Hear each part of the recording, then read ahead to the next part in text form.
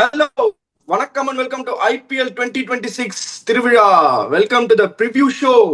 KKR MI சரியான game. வணக்கம் and welcome to the show PDogg. ஈடன்ல நடக்க போகுது. இது என்ன மாதிரி ஒரு கான்டெஸ்டா இருக்க போகுது. ஆல்மோஸ்ட் கேகேஆர் வந்து இப்போ என்ன பொசிஷன்ல இருக்காங்கன்னா, மற்றவங்க எல்லாம் தோத்து ஓரளவுக்கு இந்த ஸ்டார்ஸ் அவங்களுக்கு அலைன் ஆனா ஒரு 15 பாயிண்ட்ல அவங்க குவாலிஃபை ஆகலாமான்னு ஒரு சான்ஸ் பாக்குறாங்க. மும்பைக்கு அகேன்ஸ்ட் ஆடுறாங்க, already eliminated in this IPL 2026. இந்த கான்டெஸ்ட் எப்படி இருக்க போகுது, ஃபர்ஸ்ட் பிளேயிங் கண்டிஷன்ஸ் எப்படி இருக்க போகுது, அதுக்கப்புறம் வந்து அவங்களோட காம்பினேஷன்ஸ் என்ன பண்ண போறாங்க, எப்படி வந்து இந்த கேமை கேகேஆர் அப்ரோச் பண்ண போறாங்க, மும்பை அப்ரோச் பண்ண போறாங்க. நிறைய புது பிளேயர்ஸை பார்க்கறதுக்கு சான்ஸ் இருக்குன்னு நினைக்கிறேன் மும்பைல. உங்களோட ஓப்பனிங் தாட்ஸ் என்ன? எஸ் பிடாக். முன்னாடியே நீங்க சொன்னீங்க மும்பைலாம் எப்படின்னா இந்த மாதிரி ஒரு ஃபார்வர்ட் திங்கிங் பிரான்ச்சைசி. இந்த வருஷம் போயிடுச்சு. இந்த வருஷம் நீங்க 2 மேட்ச் ஜெயிச்சாலும் ஒன்றும் இது பண்ண போறது இல்ல. அவங்க எப்படி யோசிப்பாங்கன்னா இந்த ஹர்ட்டை எடுத்துட்டு அடுத்த வருஷம் நான் என்ன பண்ண முடியும், இதோட பெட்டரா பண்ண முடியும். எல்லா இடத்துலயும் டீம் இருக்கு. IL-20ல டீம் இருக்கு, SA-20ல டீம் இருக்கு, MLC-ல டீம் இருக்கு, 100ல டீம் இருக்கு. எல்லாத்தையும் ஜெயிக்கணும்னு ஆசைப்படுவான். ஒரு WPL-ல டீம் இருக்கு. ஸோ அவங்க எப்படின்னா the take it very seriously. ஒரு சில இடத்துலலாம் பார்த்தீங்கன்னா ஒரு சிலர்லாம் வந்து பேரை சொல்லணும்னு விரும்பல, அந்த ஒரு கிளவுட் இருக்கணும்னு பார்ப்பாங்க. ஒரு ஓனர்னா நான் வந்து உட்காந்துருக்கேன், அந்த ஒரு ரெக்கக்னிஷன் கிடைக்குது, ஃபேம் கிடைக்குது, அப்படி யோசிப்பாங்க. இவங்க அந்த மாதிரி கிடையாது. நான் எங்க போனாலும் ஜெயிக்கணும் அப்படின்னு நினைக்கிற ஆளுங்க. நீங்க முன்னாடியே சொன்னீங்க ஏதோ ஒரு செலக்ஷன் ட்ரையல் நடந்தது. there is a very good chance that you might see some new faces for them to see whether they can fit into the scheme of things. நிறைய ட்ரேடு, நிறைய ரிலீசஸ், பெரிய பிளேயர்ஸ் அவங்க பண்ண போறாங்கன்னு நான் கேள்விப்படுறேன். அப்படிங்கும்போது these 2 matches is going to be very vital if they want to test some fresh lease of blood. பார்ப்போம் என்ன நடக்குதுன்னு. இப்ப கேகேஆர் பார்த்தீங்கன்னா உங்களுக்கு when they are going to step onto the field of play, அவங்க இந்த மேட்சை ஜெயிச்சாங்கன்னா no matter what happens in between, by the time they take the field of play, the game doesn't go their favor, still they will be okay, but they have to win this game. இந்த match அவங்க தோத்துட்டாங்கன்னா அவங்கள யாருமே காப்பாற்ற முடியாது. 2026ல batting first 2 ஜெயிச்சிருக்காங்க, batting second 2 ஜெயிச்சிருக்காங்க. ஒரு match இந்த no result which certainly KKR would have lost. Even though I'm a fan of KKR, they made a massive turnaround. 25 for 2 in 4 overs against seeming conditions. இதுல PBKஸோட.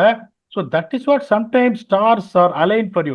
On the ஒரு point would have made a massive difference in their campaign. By this time they would have also been eliminated, considering their net run rate.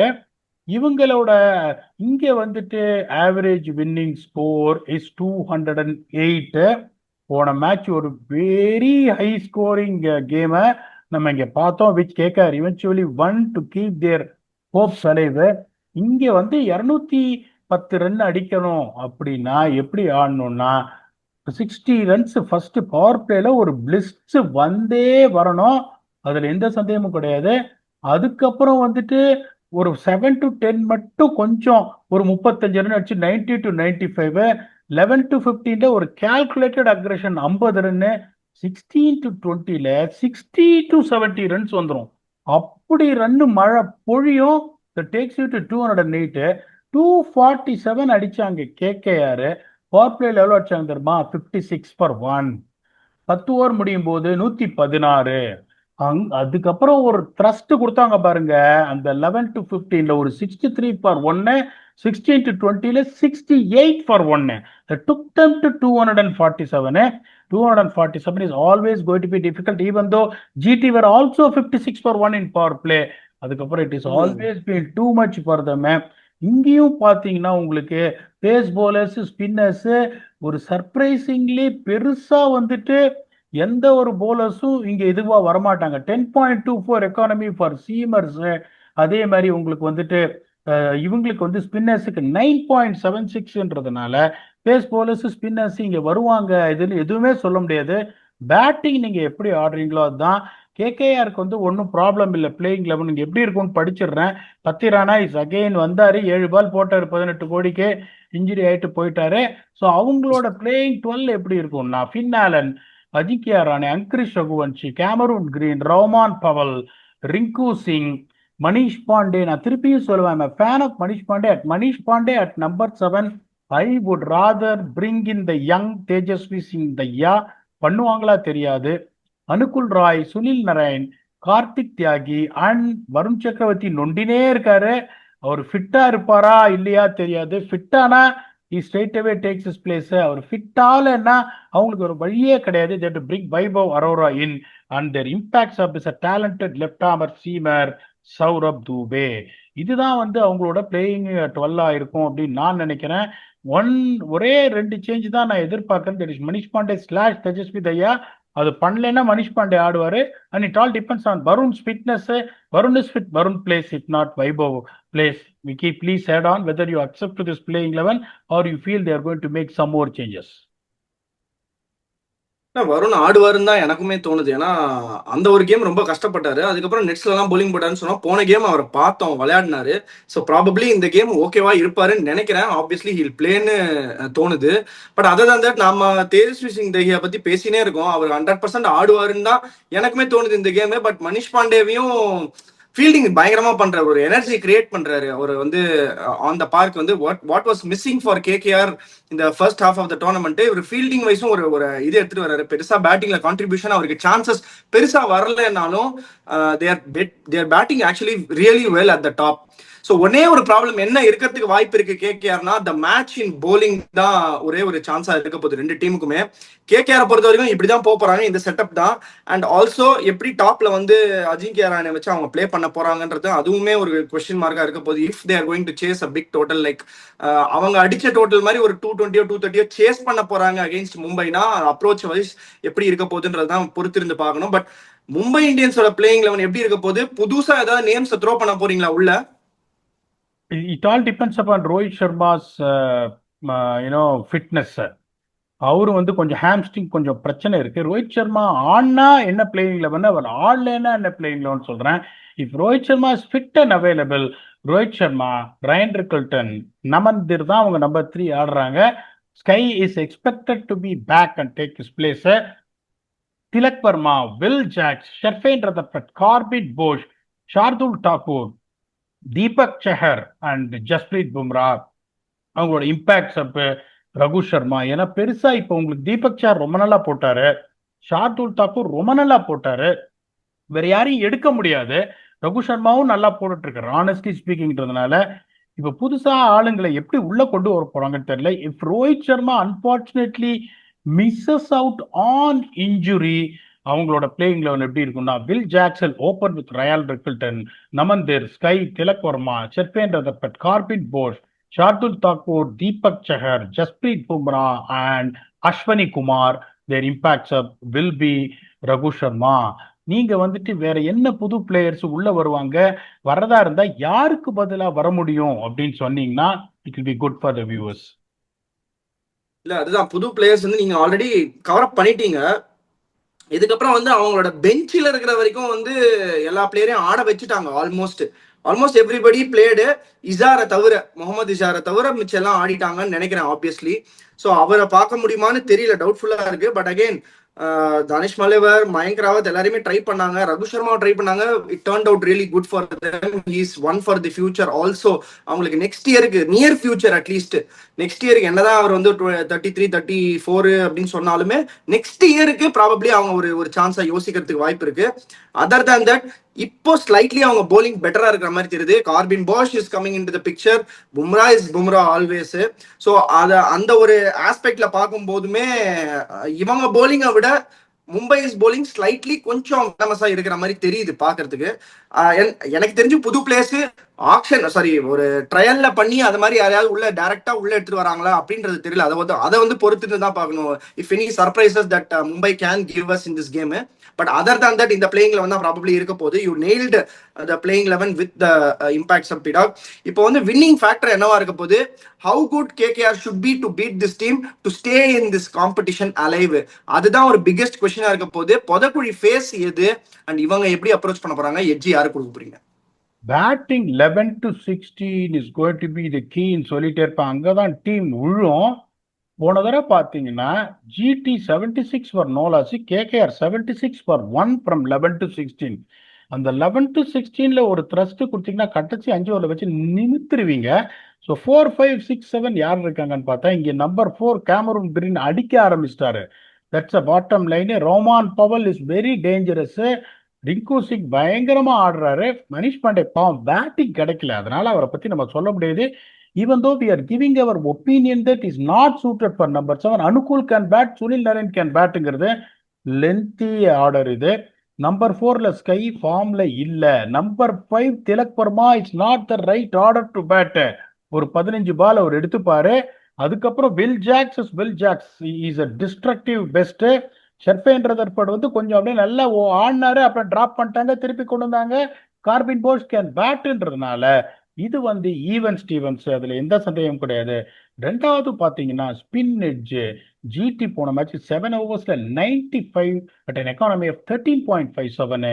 இவங்க 9 overs 93 at an economy of 10.33 அப்படிங்கும் போது சுனில் நரேன் எந்த பக்கம் இருக்காரோ அந்த பக்கம் தான் எட்ஜு போகும். அதை பத்தி டிபேட் பண்றதுல ஒரு இதுவே இன்டெலிஜென்ஸே கிடையாது. வருண் சக்கரவர்த்தி போன மேட்ச் 3 ஓவர் சூப்பராக போட்டாரு, கடைசி மேட்ச் தான் அடி வாங்கினாரு. அனுகுல் ராய் வந்து ஒரு 2 ஓவர் போட்டுறாரு. இங்க இவங்களுக்கு ஆப்ஷனே கிடையாது.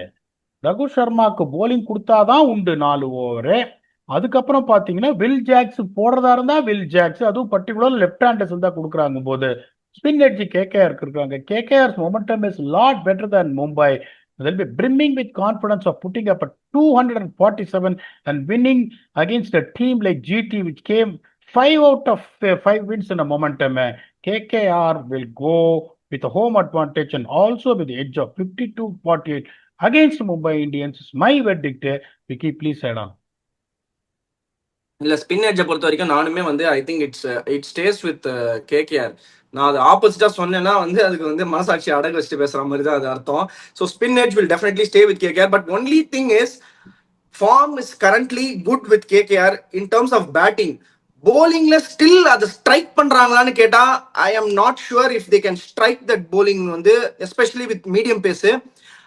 அஃப்கோர்ஸ் சௌரப் துபே நல்லா போடுறாரு, பட் இந்த மாதிரி ஒரு விக்கெட் கொடுத்தாங்கன்னா போன மேட்ச் ஆன மாதிரி ஒரு விக்கெட் கொடுத்தாங்கன்னா all bowlers are going to go for runs. இதுல வந்து எந்த விதமான மாற்று கருத்துமே கிடையாது.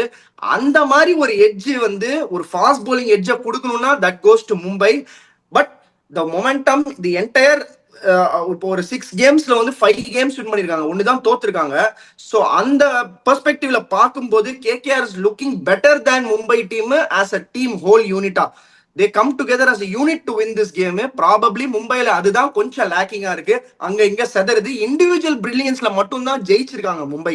What ever win that they've got till now has been only because of 2 game Tilak Varma. அதை வந்து எழுதிடணும். ஸோ அதை பத்தி எந்த விதமான டவுட்டுமே கிடையாது. ஃபர்ஸ்ட் கேம் நல்லா ஆடினாங்க. ஃபர்ஸ்ட் கேம் வந்து ஆக்சுவலா சேஸ் பண்ணாங்க.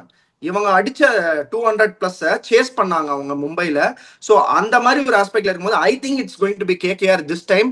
52-48 நானுமே அதே I am just going to go with 52-48. Rather இன்னும் கூட கம்மியா கொடுப்பேன் 51-49.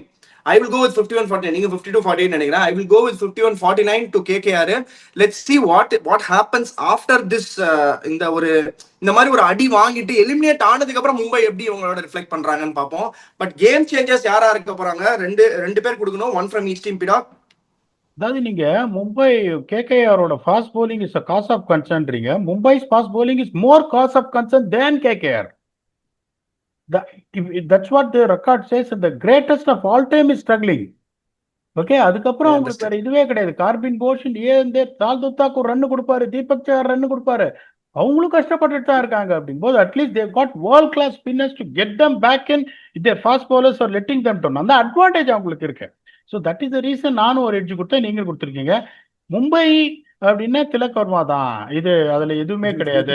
அங்க I am still going with Cameron Green. Is bowling also decently, is also coming up very well with the bat. Cameron Green from KKR, Tilak Verma from Mumbai Indians. Vicky, please your choice. இங்க வந்து Angkrish Raghuvanshi no doubt revelation. இந்த சீசனோட revelation. அவர் எடுக்கலன்னா வந்து நான் பண்ற ஜஸ்டிஃபையே பண்ண முடியாது அந்த ஒரு பேட்டிங் லைனப்புக்கு. இந்த பக்கத்துல இருந்து ஐ ஃபீல் ரைன் ரிக்கல்டனுக்கு இந்த மாதிரி விக்கெட் அந்த இந்த மாதிரி கிரவுண்ட் சூட் ஆகும்னு தோணுது. த்ரூ த லைன் அடிக்கிற ஒரு ஆளு, அந்த கவுகானரை எக்ஸ்ப்ளாய்ட் பண்ற ஒரு இது, நல்ல நேஷனல் ஹைவே மாதிரி ஒரு விக்கெட்டை கொடுத்தாங்கன்னா டெஃபினட்டா அவரும் பிக்சருக்குள்ள வருவாருன்னு நினைக்கிறேன். So Ryan Rickelton from Mumbai. Edge சூப்பரா கொடுத்தாச்சு. அண்ட் யாரு கேம் சேஞ்சர்ஸ் அவங்களையும் சொல்லியாச்சு. Time for stumpy talk segment. அதுல வந்து ஒரு இன்ட்ரெஸ்டிங் கொஸ்டின் எடுத்து வந்திருக்கேன். தர்மவரப்பு சாய்ராம் அப்படி கேட்டிருக்காரு. அவர் என்ன கேட்டிருக்காருன்னா, hi PDogg and Vicky bro, this is Sairam from Andhra. Big fan of PDOG. How do cricket captains optimize field placements using batters, scoring angles, wagon wheel, patterns, bowler type, and varying ground dimensions such as short and long boundaries to create effective attacking and defensive strategies ன்னு கேட்டிருக்காரு. So captains வந்து இந்த மாதிரி ஒரு tools, அதாவது இந்த மாதிரி available ரிசோர்ஸஸை எப்படி யூஸ் பண்றாங்க, how are they coming to a conclusion where இந்த மாதிரி பிளேயருக்கு இந்த மாதிரி ஒரு பிளானை கிரியேட் பண்ணலாம் அக்கார்டிங் டு வேகன் வீலா, இல்ல போலர் டைப்பா, இல்ல மேட்சப்ஸா, பேட்டிங் ஸ்கோரிங் ஆங்கிள்ஸா, எது எப்படி பண்றாங்க அண்ட் டிஃபென்சிவ் அட்டாக்கிங் ஸ்ட்ராட்டஜிஸ் எப்படி அதை கிரியேட் பண்றாங்கன்னு கேக்குறாரு. Beautiful question. There is a difference between late cut and steer. Okay? Late cutன்றது என்னன்னா, விட்டுட்டு உங்களுக்கு bat comes from behind your body, still you play the late cut opening the face of the bat. பாயிண்ட்டுக்கும் third மேனுக்கும் நடுப்புற four போகும். நிறைய பார்த்துருப்பீங்க, இந்த பிரப்சிம்ரசிங்லாம் அடிப்பாரு, அது லேட் கட்டு. ஸ்டியர்ன்றது என்னன்னா, கம்ப்ளீட்டா பாலை பிஹைண்ட் யுவர் பாடி விட்டுட்டு அப்படியே ஃபேஸ் ஆஃப் த பேட் இப்படி ஓபன் பண்றது. அப்ப தேர்ட் மேனுக்கு ஃபைனா 4 போகும். This is the difference between late cut and steer. So எந்த பேட்ஸ்மேன் லேட் கட் ஆடுறவனுக்கு நீ என்ன பண்ணும், தேர்ட் மேனை வந்துட்டு ஸ்கொயரா வைக்கணும். ஸ்டியர் ஆடுறவனுக்கு என்ன பண்ணும், தேர்ட் மேனை வந்துட்டு ஃபைனா வைக்கணும். அதே மாதிரி ஒரு சிலர் என்ன பண்ணுவான், கட்டை பேக் ஃபுட் போயிட்டு ஸ்கொயர் கட் அடிப்பான், பாயிண்ட்ல 4 போகும். இன்னொருத்தன் பேக் ஃபுட் போயிட்டு அப்படியே ஆன் த ரைஸ் கட் அடிப்பான், அவன் அடிக்கிற கட்டு கவர்ஸுக்கு போகும். இப்போ ஒரு ஆஃப் ஸ்பின்னர் பவுலிங் போடுறாங்க, ஒரு ரைட் ஹேண்ட் இருக்குன்னா ஃபுல் ப்ரிடாமினா பேக் ஃபுட் போய் அடிச்சா பாயிண்ட்டை ஸ்கொயரா வைக்கணும். பேக் ஃபுட் போயிட்டு லேட்டா கட் அடிக்கிறான்னா இன்ஃப்ரண்ட் ஆஃப் த விக்கெட், அவனுக்கு ஸ்வீப்பரை ஸ்ட்ரைட்டா வைக்கணும். இதெல்லாம் வந்துட்டு உங்களுக்கு ஃபர்ஸ்ட் ஆஃப் ஆல் தெரிஞ்சிருக்கணும். இதுதான் வந்து ஆங்கிளை கவர் பண்றதுன்றது பாயிண்ட் நம்பர் 1. ரெண்டாவது பாத்தீங்கன்னா, ஒரு சிலர் பிரிடாமினா ஆஃப் சைட் பிளேயரா இருப்பான், ஒரு சிலர் பிரிடாமினா leg side player. Abhishek Sharma பாத்தீங்கன்னா ஆஃப் சைட் பிளேயர்.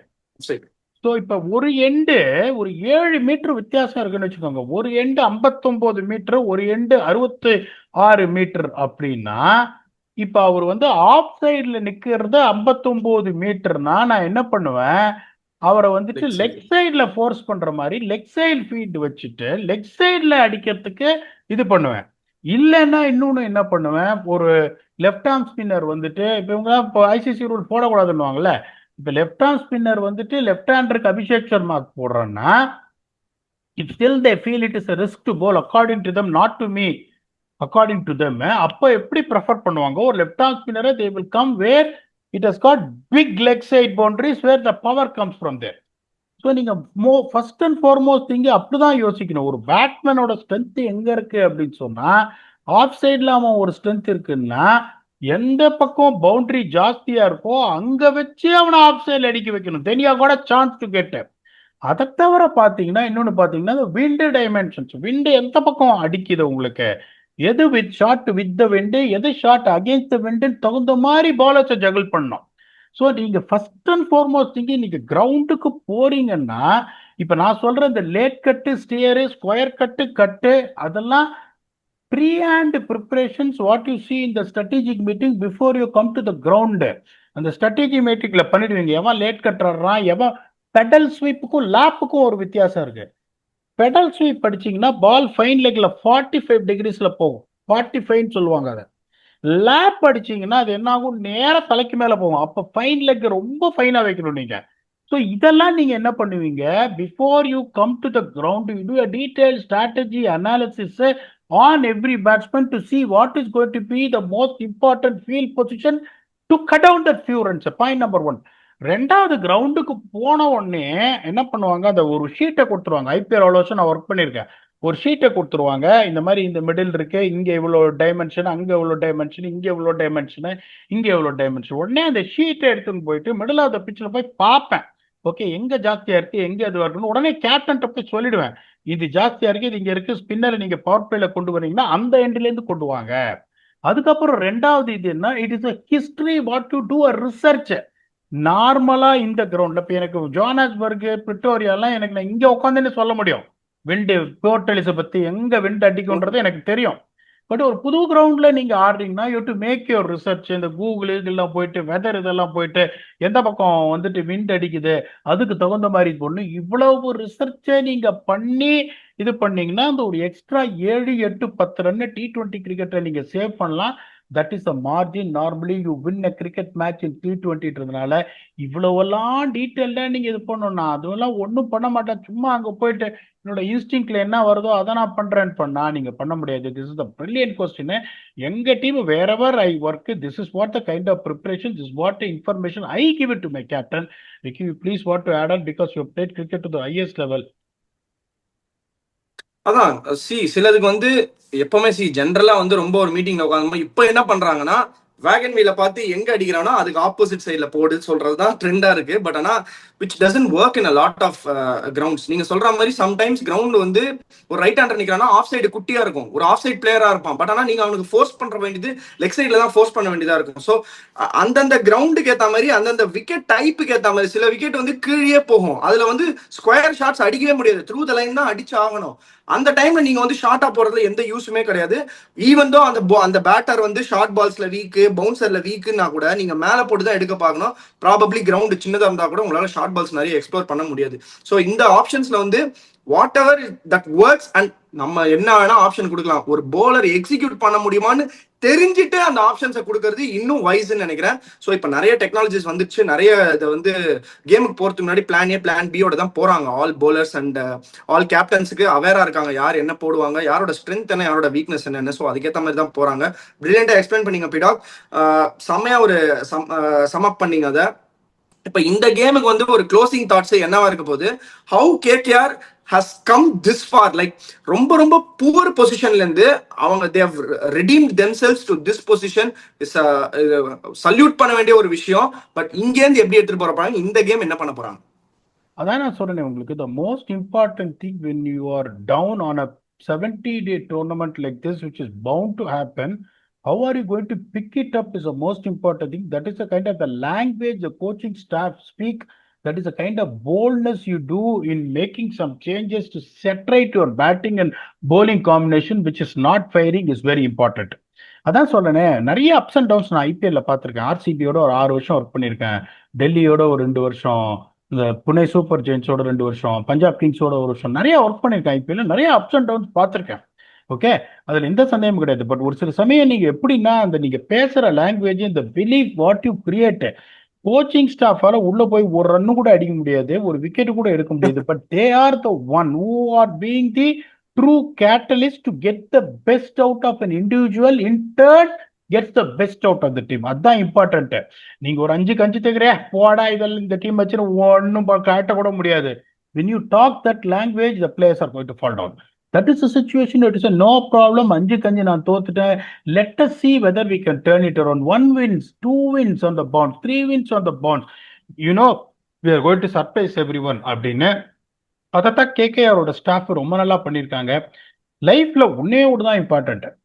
நமக்கு தெரிஞ்ச கன்ஸ்ட்ரக்டிவ் கிரிட்டிசிசம் நம்ம பண்ணும்போது ஒரு டீம் நல்லா பண்ணுதுன்னா அந்த டீமை பத்தி பெருமையா புகழ்ந்து பேசுறது தான் நியாயம்.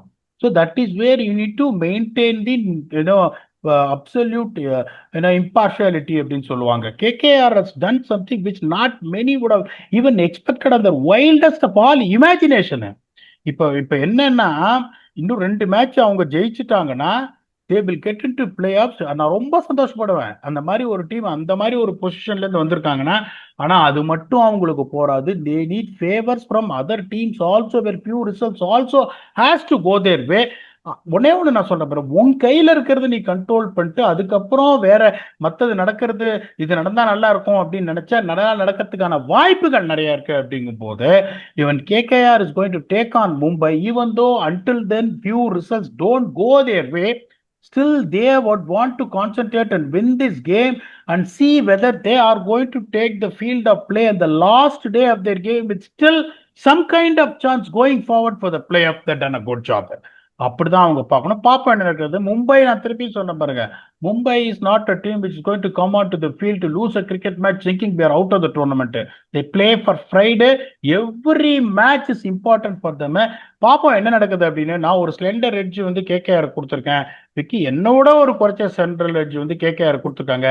Let us see whether KKR can escape that E at the end of the day or Mumbai is going to be another party bloopers அப்படின்னு. We'll come back and do a detailed review on this wonderful match to see KKR live another day or not with your very own 96% accurate blast nation. Until then, thanks a lot and bye-bye.